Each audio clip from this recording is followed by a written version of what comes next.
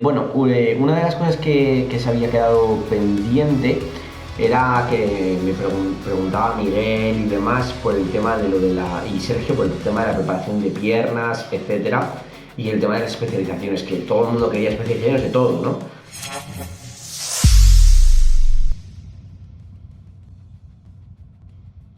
Al final, creo que si te especializas en una cosa, pues como su propio nombre indica, te especializas y por tanto no puedes diversificar tanto tu foco, ¿no? Si tú al final quieres mejorar una parte por encima de las otras, vas a tener que priorizar. Tienes unos recursos limitados y eso significa que, pues lo que hablamos siempre, ¿no? Al final, esta botella me viene al pelo, le quita un poco de glamour, pero bueno. Si tú empiezas a meter volumen de entrenamiento, de decir, vale, pues quiero mejorar las piernas y vas a meter más volumen, perfecto. Luego, los hombros también, pum, la espalda también, al final se te desborda, ¿no? Digamos, la cantidad de volumen total semanal que eres capaz de absorber en cuanto a series de trabajo. Por tanto, a nivel de fatiga sistémica, pues petarías. Llega un momento además que la adaptación al trabajo puede ser tal que a nivel periférico no tienes por qué petar, pero a nivel sistémico sí, eso sí que tu sistema nervioso tiene unos plazos de recuperación muchísimo más lentos que tu masa muscular, ¿vale? Entonces, bueno, es una cosa que para mí es fundamental de entender y que una especialización parte de la presunción de que hay partes que te van a mejorar a menor ritmo que otras, ¿vale? Y más cuando nos estamos enfocando en dos partes tan grandes como es la espalda y las piernas, que era un poco el caso que se debatía y discutía, ¿no? Bien, a partir de ahí, como buenas tardes, Sergio, me preguntasteis un poco cómo enfocar una especialización de piernas, ¿no? Miguel decía, a ver si se puede adaptar. Bueno, al final, si ve esto Miguel, pues se puede adaptar evidentemente eligiendo el macrociclo de especialización de piernas y se acabó, ¿vale? A partir de ahí, yo también os recomendaría un poco la clase que subió David, que es un competidor nuestro, de cómo mejorar el cuádriceps, ¿vale? Yo sobre todo elegiría ejercicios que nos vayan a permitir un amplio grado de esfuerzo, manipulando el perfil de resistencia, y elegiría esos ejercicios por encima de todo. Para mí, la sentadilla hack y la prensa son dos ejercicios que incluiría sí o sí en mi programa, ¿vale? Esos ejercicios van a ser muy duros, sobre todo en el punto medio del ejercicio. Vamos a tener que incluir también ejercicios como las extensiones de cuádriceps en los que el punto difícil sea con la rodilla completamente extendida. Y vamos a tener que meter ejercicios como las zancadas hacia adelante, la sentadilla búlgara o la sentadilla, en los que el punto difícil sea abajo del todo, la sentadilla o la sentadilla multipower, ¿vale? Y sea abajo del todo. Esto estamos hablando para el cuádriceps, ¿vale? De hecho, la variante de sentadilla yo la pondría que pudieras tener el torso lo más vertical posible. A partir de aquí surgen muchas, ¿no? La multipower, la sentadilla convencional barra alta y con tacones. Bueno, la idea un poco es tener el torso vertical y a partir de ahí pues poder trabajar, ¿vale? Y que suponga un reto a tu cuádriceps a nivel de desventaja mecánica los 3 puntos, ¿de acuerdo? Todos los músculos pueden tener 3 puntos de fallo. Y es interesante, pero es que el cuádriceps es uno de los músculos más longitudinales que hay, más todavía, ¿de acuerdo? Entonces metería eso. Lo que estuvimos hablando, ¿vale? Para mí el curl de isquios sentado es un básico, siempre que se ponga al principio, y el curl femoral tumbado, si lo haces con una retroversión pélvica, con un encaje a nivel dorsal para conectar dorsal con fascia coracolumbar y fijar esa posterior y anterior tilt que se llama a nivel pélvico, lo bloqueas, pues es muy buena herramienta o post bisagra de cadera o post sentadilla cuando el isquio también se ha activado bastante, ¿vale? Y a nivel de glúteo en estiramiento, pues metería sin ninguna duda una sentadilla con pies planos, una prensa para glúteo, algo que machaque el glúteo en elongamiento, que al final es de las cosas más interesantes para, sobre todo en chicos, para trabajar lo que es es que claro, los Yankees y demás me hacen mucha gracia porque le llaman a todo alto y bajo, ¿no? El lower glute, que es un poco la inserción del isquion, que es lo que luego queda tan bien, ¿no? Cuando está seco. Yo, Sergio, la sentadilla multipower haciéndola tipo hack, creo que al final termina siendo un error, salvo que la tengas en diagonal, ¿vale? A mí no me termina de convencer. Si no tienes sentadilla hack, simplemente pues tiraría por 2 variantes de sentadilla y ya está. O también se puede hacer la prensa. Otro de los ejercicios que me gusta mucho para trabajar en el punto medio es la prensa horizontal unilateral con goma, ¿vale? Eso es insufrible, pero te pone los cuádriceps que no veas, sobre todo si es de estas que además es medio pendular, que te obliga a desplazar la tibia muchísimo, ¿vale? Después, en cuanto a lo de que nos dice Alejandro, hacer press banca en hammer con mancuerna barra. A mí el press plano con barra no me gusta, ¿vale? Me parece un ejercicio que te va a forzar la rotación externa, entonces para hipertrofia a mí no me termina de convencer. En hammer me gusta y con mancuerna también me gusta, ¿vale? Porque al final simula bastante la convergencia, la abducción, que al final el pectoral sobre todo se encarga de aducir el hombro, no tanto de flexionarlo, ¿vale? Entonces, bueno, es opinión mía, se han construido grandes pectorales con el press banca, no lo vamos a negar, pero a mí personalmente no me termina de convencer, ¿vale?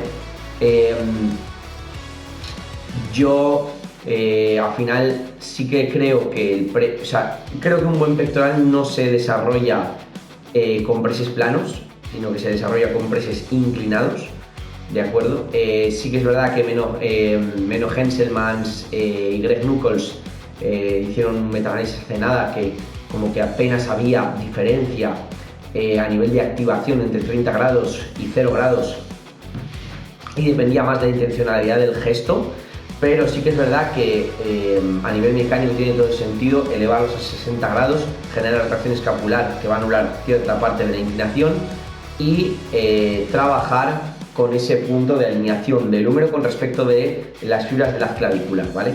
Al final el eje externo-costal es el más fuerte, ¿vale? Y por tanto no le pondría tanto foco en nuestra preparación. En cuanto a eso, al final es muy complicado en un press banca seguir manteniendo ese plano escapular del codo, ese trabajo de alineación, porque siempre tendemos a empezar a rotar nuestros codos, ¿no?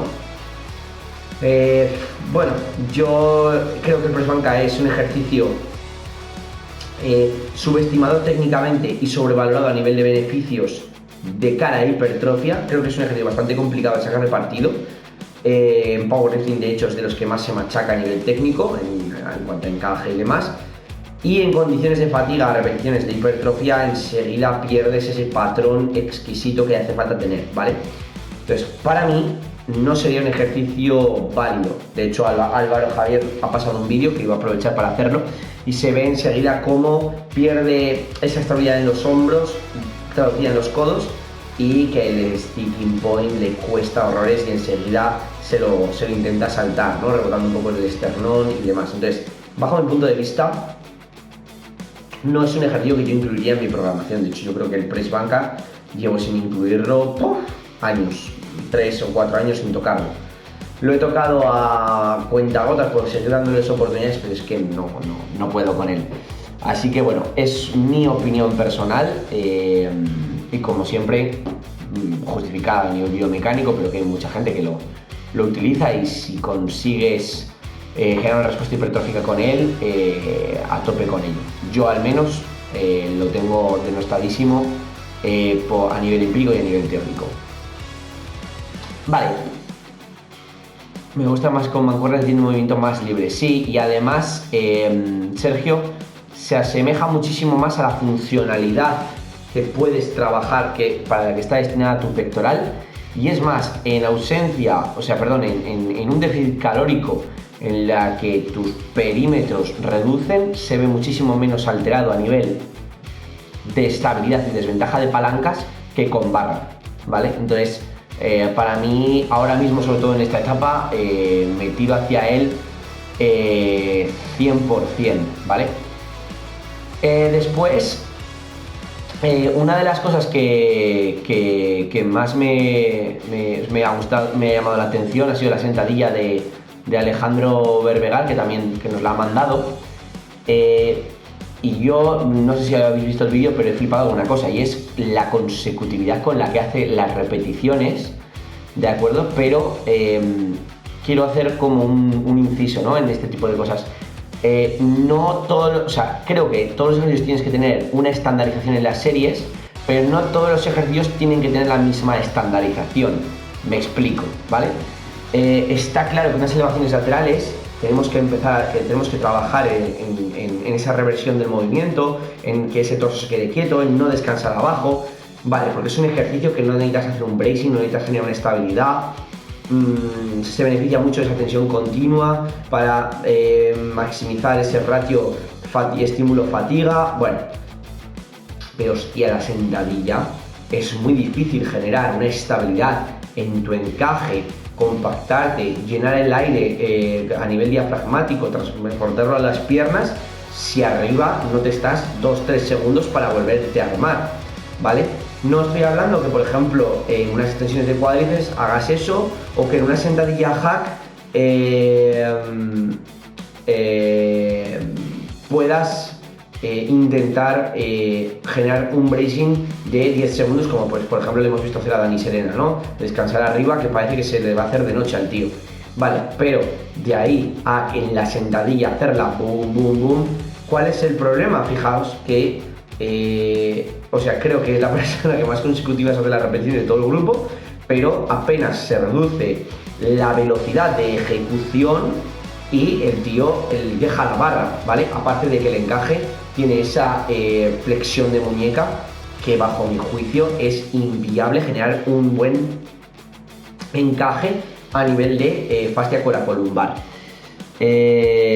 Entonces, vamos, para mí el tema de o sea, creo que a cada ejercicio le viene bien una estandarización. No sé si alguno os imagináis hacer un peso muerto haciéndolo como lo estaba haciendo Alejandro, ¿no?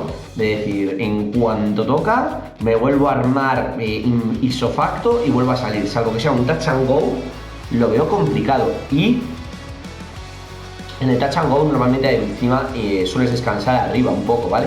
Entonces, ese tipo de ejercicios tan globales que además a nivel de umbral respiratorio y ventilatorio te exigen enseguida, joder, eso hay que descansar, porque es que además se ve que la intensidad se rebaja muchísimo por esa estandarización, bajo mi juicio, errónea. Entonces, yo es una cosa que intentaría corregir, es decir, tengo distintos ejercicios en mi rutina y tengo que analizar bien qué estandarización me permite la máxima intensidad con la máxima estanquedad en cuanto a la progresión, ¿no?